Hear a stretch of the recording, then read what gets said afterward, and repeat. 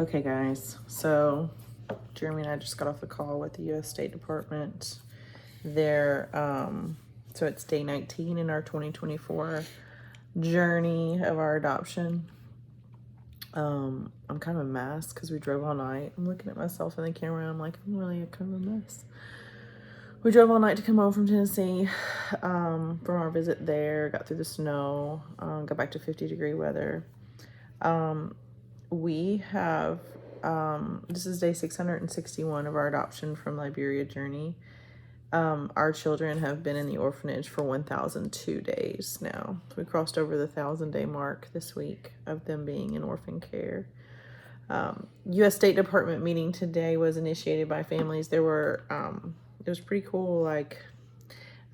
There were 90 participants on the call. So a lot of families, there was a lot of U.S. State Department employees. There was Tim Adelant is the vision chief for the Office of Children's Issues. I know that coming into this call, there's just no way any of us were going to be like, yes, we got exactly what we wanted. I mean, unless they were making a church announcement, like, hey, everybody just go get your kids, get on a plane. We're going to pay for your plane tickets. Thanks for playing. Thanks for raising these kids. Thank you for preventing future evil. That's not what happened. But even that probably would have still made us as adoptive parents mad because we were like, well, where were you last week? There's no way to make this right at this moment. But the good news that I want to share is that there was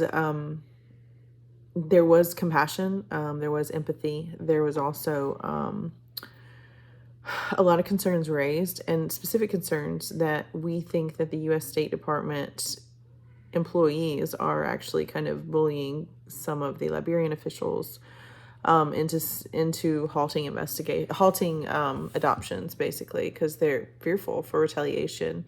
There was just a lot of good questions asked.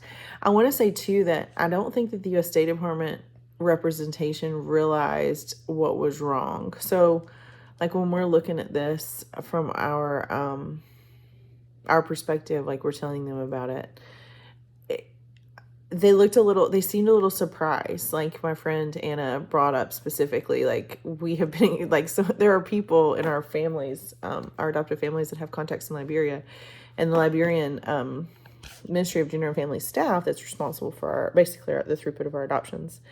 They're saying that they're scared of the U.S. Embassy revoking their visas, and they're scared to do anything. So they've initiated investigations against certain agencies. And it seemed like some of the facts that we were giving them may have been new information, even though we've emailed them this. So I would like to say that I don't know what's going to happen. I don't know what results we're going to get. The Office of Children's Issues, Liberia specifically, has been on their radar, and they are planning a trip to go there in February. And it's not a routine trip. It's not like they always go to Liberia. There are some issues there that they wanted to look into, and I think that they should. I got the sense that they were giving us, they call them boilerplate answers. A lot of people call them boilerplate answers. But just those copy and paste answers. Are you not going to be on my video with me? You're not going to be on my video with me? Jeremy said he was going to be on my video, and I was leaving. I thought I was going to have to eat breakfast first. No breakfast. Are you going to check yourself out in the video? I look tired. So I'm more positive than Jeremy, so I'll be positive, and then Jeremy can be negative and tell you about his thoughts. But my positive thought is that I think some of the things that we were telling the U.S. State Department, especially the leader of the call and the vision chief, I think he was surprised by it. It's not just hearsay. And then this stark difference in one family having to stay for 6 months and the other family getting approved in 16 hours or 18 hours or something crazy. That was brought to his attention. I really liked seeing the dads. I mean, the moms too, but I really liked seeing all the dads on there too, because I feel like the adoptive dad is a voice that's not heard as often. And I feel like it's weird for adoptive dads sometimes to be in the position of adoption because, you're kind of in that role of provider and caring for your own family, and you're kind of in this position of vulnerability and asking for help all the time when you become an adoptive parent, especially an international adoptive parent. But I was glad to see some of the professional questions by a lot of the dads. And we are not really in a position to raise our hand and ask a question because our kids investigate. We haven't legally adopted them yet. But 90 people on a call it just makes me feel good because there's 90 people, I don't think all those 90 people are on somebody's payroll, and you can always opt out of a meeting. But there were 90 people logged in, and most people was more than one person. Like, we were considered one of the 90 participants, but there's 2 of us. So, but I think it's going to help, and I am hopeful that we can get a miracle in February. Yeah, Maybe. while they're on the ground. At minimum, maybe we can meet the Vision Chief Director, Tim Edelon. Maybe he's there the same time as we're there. I plan on emailing him if I can and be like, hey, we're just going for a visit. We just want to show our kids that we're still coming. And we know that they've been there for 1,002 days as of today, and that we're still coming. So, okay, what's your negative take? Go ahead. I think the most frustrating thing was that the preponderance of evidence that people were giving of What all does preponderance mean? this overwhelming Okay. amount of evidence Preponderance. that everybody was giving about the, I would say, adoption discrimination that's going on in Liberia, and I understand the what you call him, Vision Chief. Was that his That's title? his title. Yeah, I wrote That's it a down. good title. Vision Chief. I see the vision. I want to be a Vision Chief. But I understand defending your people, but it was like he almost had that's just not true, he would say almost after every comment. He did say, and the allegations that we were saying were like, this is happening. And he basically was like, that's not what's supposed to happen. He wasn't saying that it's not happening. He was saying that There were it's not declarative supposed to statements, happen. Like the position of the State Department is the embassy this. does not do that. I did basically. like that And he... well, they are doing that, and you need to get down and look at it. And I think that was actually That's what they that said, was pointed out to him, that when you get on the ground, please look into these issues. One of the gentlemen that was Jack, Brett Kramer? Yeah. He did a really good job. He's like, it would take very few questions to get to the bottom of this. So when you get there, here's your job. And just pointed out it was to him, nice. like, you need to, when you get there, you need to look into this specifically. And he said he would, so hopefully that will He did. happen. He said he was going to look at it. And again, that's why I think he was surprised at some of the things we were bringing to him. Like, we weren't just, there was no one that was just an emotional parent on the call. Yeah, very calm. Everybody was very calm. And even, I think it was Amanda Kramer, she even said, we were professional people. Like, we were not emotional. And sometimes I know as a foster parent, I was dismissed because they were like, oh, you're just emotional because you love these kids. And I'm like, gosh, no, I'm not. I mean, I am. I can be if that's what you need to hear, but I'm not emotional. I am a professional business person who can clearly see that someone is using their place of power for something. And what was something stinks? Who said that? Something stinks over there. Somebody was like, there's something. Carrie's husband, Mr. Bruce, he got on there and he's like, I'm a networker. I'm a nonprofit. I can talk to anybody. And It was 6 a.m. wherever they were. It's 6 a.m. And he was like, they're very nice. And I've talked to his wife a lot on Messenger. They're very sweet. And we're going to take presents to their kids when we're there. They're in Indonesia doing nonprofit work. And so he's like, I talk to people that are definitely like, we are scared to move forward with your adoption process simply because we are scared we're going to lose our visas. And so, but I do like, so do you feel optimistic at all about the call? I mean, we'll see what happens. I think that they're going there is a good sign. I mean, it was hard for me, though, personally. We just left Tennessee, and I hadn't had a lot of sleep, but I almost wanted to go full hillbilly on everybody. What would full hillbilly? You can go full hillbilly here. Nobody's really. Listen, bud. Take off your tie and go get some work done. This is ridiculous. Take off your tie and go get some work done. That's hillbilly for you. You want him to take off his tie? Yeah. Maybe we could use it as a weapon. I think that we have demanded accountability on this, and I thought it was a routine visit to Liberia, but it's not. It's not just like the Office of Children's Issues is not going just for us. They're going because there's some other red flags there. And honestly, I think that some of the delays, what he was kind of explaining is that some of the delays have been that the Liberian government official has questions about the validity of some of the documentation of the kids being adopted. She's like, just a little concerned because I don't know if it's just the record keeping in Liberia is a little sketch. A lot of these children are not born. Most of them are not born in like a healthcare facility or hospital or anything. And so who they are, I mean, when we were born in the U.S., like you gotta have like a security band removed from your baby so that you can leave the hospital. Like it's not like that in Liberia. So like the identity of children is pretty secure here when you're born. But they did allude to some of that, and they did talk about some about the infrastructure of Liberia, but it sounds like the Office of Children's Issues is there was a separate meeting that the Liberian government did have concerns for some of the reports, like of the documentation, just because it's hard to procure. And so, but their Ministry of Gender of Children and Families is not requesting DNA tests when they have concerns, but the U.S. Embassy is. So that was another issue with families. They were like, we need you to get DNA tests. The other option, did you hear? Like you can do your stuff in Liberia and bring your paperwork back and have it. You don't have to have it processed at the U.S. Embassy in Liberia. You can have it processed here. Did you hear that part? I did. I didn't quite understand. I was going to have to follow up. Yeah, so I'm going to definitely ask our agency about that. First of all, the investigation has to be lifted. Second of all, once it's everybody's having a hard time getting past the embassy. But if we can get the investigation lifted from our agency, which this is another thing they were talking about. They're like, listen, the U.S. Embassy is the one that initiated, and our adoption service provider told us that. Our agency told us that literally the Liberian government is investigating this because of the pressure of the U.S. Embassy. I mean, you told us that. Yes.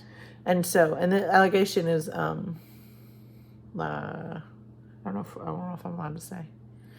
Well, can I add the most frustrating part? There were two things that were really frustrating to me. There cannot be they will not answer this specifically, and it drives me crazy. Why did it take 2 to 3 weeks to process kids through, get their visas before? Now all of a sudden there's a switch happened, and now it's taking 6 months. Well, and I think his indirect answer to that was that the Liberian government official had questions about the validity of documents, and then just all of a sudden. Well, no, I mean in their meeting years later, last fall in 2022 in the fall. But her concerns there have basically prompted the U.S. Embassy to they're going hillbilly for sure. I need to go hillbilly. I've never heard you say I'm going to go full hillbilly. I've heard you say full redneck. I was trying to church it up a little. Full hillbilly? Mm. And another thing that was frustrating, somebody asked a really good question, clear, concise, non-emotional, and one of the people that responded was smiling. You could tell when they were talking. The video wasn't on it. Overly happy, and then even laughed. I'm like, this is not a laughing situation, folks. Yes, and I think it could have been a nervous laugh. Her words were actually very good, but the tone was a little. I think it's good. Tone deaf. I just want to say that when you're on a call, you should always turn your video on. Especially if you're one of There's a lot of things that can be lost when you don't have your video on. But be that as it may, I did like her positive upbeat. I did like her, I agree with you, and I understand. It sounded like lip service to me. It did, but she used the word anguish, and that was something that the word anguish, a friend of mine reached out to me and was like, it's been recent. She said, I read your blog or read your update. This was a couple months ago, and said, I really just I didn't, until then, it's a close friend of mine. I didn't hear your anguish like I did in that update. And when she thought about it from a mom's perspective, that anguish is real. And anguish is is a word that I like in this situation, because on these calls, every single parent that's on that call and every single family member that's on that call has an emotional investment. And no, we can't talk about the details of each confidential case because they're sad and because they're private and because they're awful and because those stories are so depressing that we don't want our kids to live their entire life branded with this one story, because if people knew their story, every time they looked at them, it would be difficult for them to look at them objectively beyond that story. That's why, I remember having fosters here and I remember their stories being dark, but then I was like, gosh, but they may need to grow up in this community. They may never leave. And I don't want everyone, every time they look at them, to think of the horrific things that they know. So that's partly why you keep it sensitive, is so that they can not have this story categorize them. But then there's another part of me that's like, but that's the story you need to hear. And each one of us parents are adopting these kids because it was more than an emergency. And the knowledge that we have about our children's background, the knowledge that we have about other people that we know that have adopted from Liberia or even adopted from the U.S., the anguish of their story is personal, it's private, it's intimate, and it's grief. But anguish is to me the word that's anger and grief together. And it's always from some type of injustice that shouldn't have happened. One of the pleas of the parents on that call really got me too. Is it's like our kids' lives are passing by. And you're telling us that the Liberian government's investigating orphanages where our kids are. So do you have valid concerns about the orphanage or not? Then why are you making us send that kid back to the orphanage that you're concerned about? And when we have an option to stay in country and protect them. That really was tap danced around. I mean, and that was tap danced around because, and his answer was more, the U.S. State Department's answer is like, we don't get involved in investigations that are independent by the countries. We're like, but the country says that they initiated their investigation because they're scared of the U.S. State Department revoking their personal visas. That is an extremely specific fear. That's like, it's like, it's too outlandish to be made up. It's too outlandish to be made up. They also said they don't require you to stay there the whole time either, so you don't. And that's true. They've always said you could do 2 trips. But I really want to look further into this. Can you file it on the U.S. side? If for some reason our report sneaks through and we're going to have to travel twice anyway, and we're not going to be able to get our kids home in a timely manner, do I have a better shot at the U.S. Embassy here than the U.S. Embassy in Liberia? Because I do not think that the U.S. Embassy in Liberia represents our best interest. Do you? Do you have to get... Is the delay the I-600 to come home, or is it the visa? The I-600, the visa. You have to have the I-600 to file the visa. They're holding the I-600s. Okay, so, but we can do that here, potentially. Yep. Okay, and then once the I-600 is approved, it's done. You're not supposed to be able to hold. I guess you could. So we have to adopt them first in the Liberian court. Correct. And then we could potentially come home and file. That would be wonderful. We'd take that really silly case officer out of the equation. Well, potentially. We could. We don't know what we'll get on the other end, but we could. I mean, the devil you know. At least you're waiting here and not there. Right? One thing that I thought was good is that Brett Kramer specifically said, and Mr. Davenport too, I believe, said specifically, look at this one employee. Dig in. When you get there, dig in. And I really don't think he should have to when he gets there dig in. I think he should dig in now. And he may want to now. Like now that he's heard 90 people on a call, this guy, and I appreciated his moderation. I appreciated his words. I don't think that I do think he'll follow up with us. And I don't think he can not follow up with us because this can't be in line with his vision. You get to see Mr. Hayloft too? Yep. Yep, and that's a whole different problem. And I think that this call may help push that through. I mean, he kept his composure. The lady from USCIS, and I think it was nervous laughter. I don't think she thinks any of this is funny. She did sound compassionate. She gave her title. She was very, she tried to be very nice, but she does have one of those kind of teacher voices that's very like, maybe I don't know, it reminds me of like kindergarten teacher's voice. But I don't think it comes from a place of malice or bad intent at all. I don't think that's it. I don't think at a funeral. She's like, there are so many things we can't quantify. I almost feel like in her voice, maybe she knows that the Haylofts are going to get their kid home soon, and maybe she was just like, please don't worry. I wish she would have said that. We can't talk about specific cases, they said, over and over. They did say that specifically, but if we were able to talk about specific cases, some people think that emotional appeal doesn't matter. I think it does. I got to say, though, the questions that were asked without giving specifics to the case, everybody did a really good job. They did. Well, but the timeline is the big thing that they're talking about is the timeline. So I don't know if I feel better or worse. I think it's about the same. I mean, I have hope that when they get there, they can investigate. Maybe there'll be some heads roll. We'll see. Not, obviously not literally, but career-wise. I smell a rat in that office, it seems like.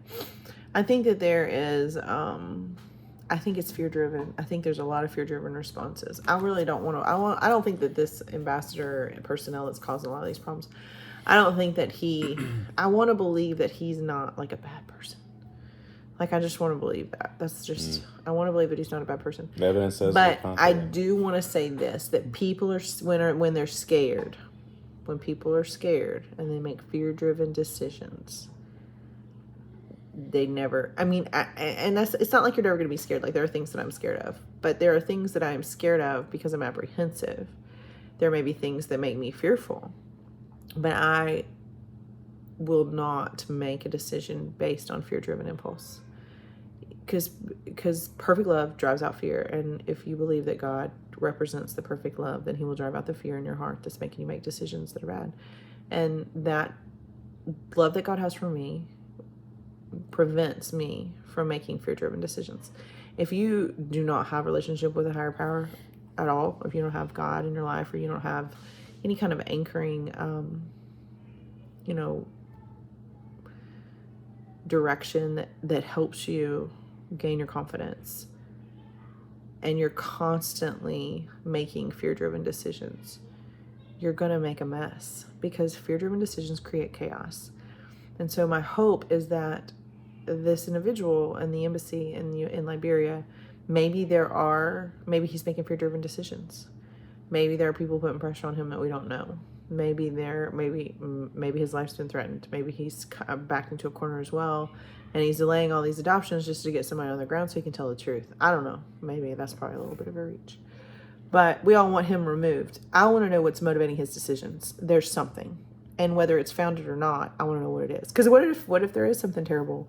And what if he sees something corrupt, but this is the only way he can expose it, by getting more attention? I don't know. But that doesn't explain his rudeness, though, or being mean to American families. No, that's inexcusable. And you can't be an ambassador if you're not nice. I mean, you can't, it should be elected. You know what I was listening to last night on the way home? Oh, no, what? A study of the book of Revelation. Oh, gosh. Very interesting. Scared? Well, I kept thinking about John. Don't make fear-driven decisions if you are scared. Seen these images of the future, and could you imagine trying to describe whatever he saw with the vocabulary from back then? How hard that would be. That's not really related at all to the topic, but I was thinking about that just now. I don't understand. So, imagine trying to see something. It would be like us trying to see something from the future, but not having the vocabulary to explain what it was. To articulate it. So he did the best he could. What does that have to do with our adoption? Not really anything. Nothing at all. I was just thinking about it while you were talking. Sorry, I should have been listening. We drove a long way. I am so tired. I am too. I need more coffee. Do you feel good about that meeting? No. Do you think I feel good about it? Probably. I'm just glad to have a voice. I'm super, super, super thankful for everyone that wrote letters to the adoption state.gov site. Yes. Please keep doing it. I'm super, super, super grateful for the congressional letters you guys wrote, because that's helped as well, because that's why we're getting these meetings. That's why we're getting this ear. And they were talking about a couple of other countries, bigger countries that they visited, that people have brought their attention to. And that's it's good. I really appreciate you guys' support. I'm going to put our crowdfunding website in our comments. Right now, we're decent on fundraising, so we're not we're always fundraising because we have no idea what's going to happen, and we can always we can always divert our funds to different families that we know that are adopting, that are in greater financial need coming behind us. But at the same time, I just want to say, this is not something that we can do without you guys. And it's not something that the anguish and the stories and the depth of that is the reason that people adopt. And it makes me sad that they won't let us share more details of these kids' stories. Because I do think that is what prevents a lot of the effort on the State Department's part, is that, don't talk about specifics, don't talk about details. But if you don't talk about specific details, then it's all still chaotic. So today, I was really glad to see the and not to say I think moms are great, and I think we were very hurt, and Amanda Kramer is the definite 100% reason why we got that call. But it was nice to see the dads get a chance to talk and to say, one guy was I lived with my daughter in country for 6 months. And then they just approved me at 8:00 at night one night, and I flew out the next few days later. But they never gave a reason to him as to why his child's adoption took 6 months and why the Kramers took 18 hours. And there was nothing different. There was nothing outlandish about the case. It was very, very, very similar stories. And so that's a problem. Especially when he's to the point of immigration and they're investigating his child's orphanage and they're encouraging him to return his child to her orphanage and him to go back home. That to me sounded a little dark. Because if you know for sure that an adoption agency is being investigated for something that's dangerous to the kids, and you have this family sitting in front of you, you could at least tell him, we can't let you go, but don't leave her here. We recommend that you stay together as a family. That is common courtesy. And if the U.S. State Department is advocating for the American people and they know that something's going on within an orphanage walls that's dangerous to kids, surely they would not ask us to walk our children back into that fire, even if it means we can't come home, unless they think that the investigation's unfounded and they think it's stupid and it doesn't matter. So I don't know. You would think in that situation, they would approve them even faster. No, you would. So, I don't know what else we could say. Did I make your videos longer? I do apologize. Yes. My videos have been shorter lately. I don't know. It's okay if they're long. Anything else you want to say? No, I think I've said enough to the people. You don't have any closing remarks? Preponderance. Does it have to be Jeremy's word of the day? Does it have to be about adoption? No. I'm sitting here looking at my bagel that I want to eat. You could eat that. The people don't care. It's got butter and honey on it. It's pretty delicious. It's a lot of butter. It's all I've had today. Man, you just like slapped it on there. I'm ready to get back to our eating. I'm so glad to be out of the freaking cold. Not out of our... So we thought our Airbnb liked us. We were going to stay there again. And then apparently their cleaning lady like complained about us. And I'm like... Yeah. I'm like, and then they said we didn't have permission to have a dog there. And I'm like, but we did. Like, it was on the receipt. The receipt. We're bringing a dog. I guess because I put that my dog had fun in the review that I gave them. It was very nice. And so, at first she was going to give us our extra night free because of the snow. Because we kind of got snowed in. And then she's like, yeah, I want you to pay me for it. And I'm like, this isn't very nice.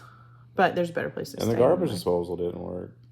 I know. And they said we clogged the sink. I'm like, well, the disposal doesn't work. Yeah, it hurt my feelings a little bit. It was like right before this call, I got this email from this Airbnb lady that's mad at me. I'm like, fine. Satan's trick. Fine. I've never gotten a bad review on anything. Everybody loves me on Amazon. Everybody loves me on Airbnb. I don't get a lot of negative Facebook feedback, Instagram, YouTube. Like, everybody's really positive when I'm on these apps, and now I got a bad review. Are you going to take back your good review? Jeremy said he didn't pull the futon all the way back together, but I don't think that should matter. They say it was a wreck upstairs. There's no way. Our kids made the bed. I mean, that's awesome. I don't know. I don't really want to go back there anymore. I mean, we did like the neighborhood dog, but I guess we can go visit her if we want to. And the sledding was fun. We did have fun sledding, but we're never going back in the snow. Hopefully it won't snow in February. Packing. It's happening. We should just leave our suitcases out. Yeah. Throw stuff in there as we see fit.